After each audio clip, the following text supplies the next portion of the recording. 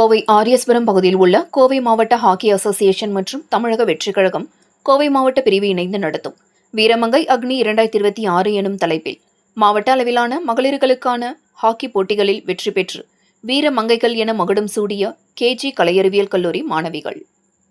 கோவை ஆரியஸ்வரம் பகுதியில் உள்ள கோவை மாவட்ட ஹாக்கி அசோசியேஷன் மற்றும் தமிழக வெற்றிக் கழகம் கோவை மாவட்ட பிரிவு இணைந்து நடத்தும் வீரமங்கை அக்னி 2026 எனும் தலைப்பில் மாவட்ட அளவிலான மகளிர்களுக்கான ஹாக்கி போட்டிகள் நடைபெற்றது.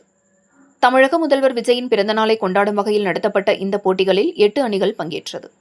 2 நாட்கள் நடைபெற்ற இந்த போட்டியின் இறுதிப் போட்டிகள் இன்று நடைபெற்றது. இந்த போட்டியில் கோவை கேஜி கலை மற்றும் அறிவியல் கல்லூரி அணியும் சச்சிதானந்தா ஜோதி நிகேதன் பள்ளி மாணவர்கள் அணியும் மோதியது. இதில் சச்சிதானந்தா ஜோதி நிகேதன் பள்ளி மாணவர்கள் 3.1 என்ற கோல் கணக்கில் வெற்றி பெற்றது. இவர்களுக்கு விளையாட்டு மைதான வளாகத்தில் பரிசுகள் வழங்கப்பட்டன.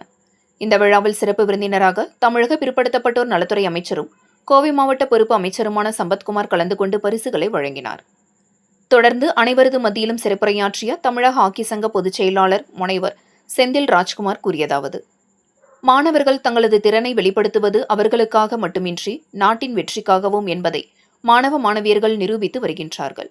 அந்த வகையில் பள்ளி மற்றும் கல்லூரி பயிலும் பல மாணவர்கள் தற்போது விளையாட்டுத் துறைக்கு வந்து தங்களது சாதனைகளை வெளிப்படுத்தி வருகின்றனர்.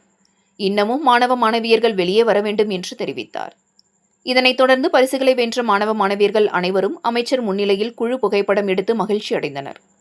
இந்த நிகழ்ச்சியில் தமிழக வெற்றிக் கழக புறநகர் வடக்கு மாவட்ட செயலாளர் ராஜ்குமார், கோவை புறநகர் வடக்கு மாவட்ட செயற்குழு உறுப்பினர் அம்பிகா சரவணன் மற்றும் மாவட்ட மகளிர் அணி சார்பாக தமிழ்ச்செல்வி, ரேவதி உள்ளிட்ட பலர் கலந்து கொண்டனர் என்பது குறிப்பிடத்தக்கது.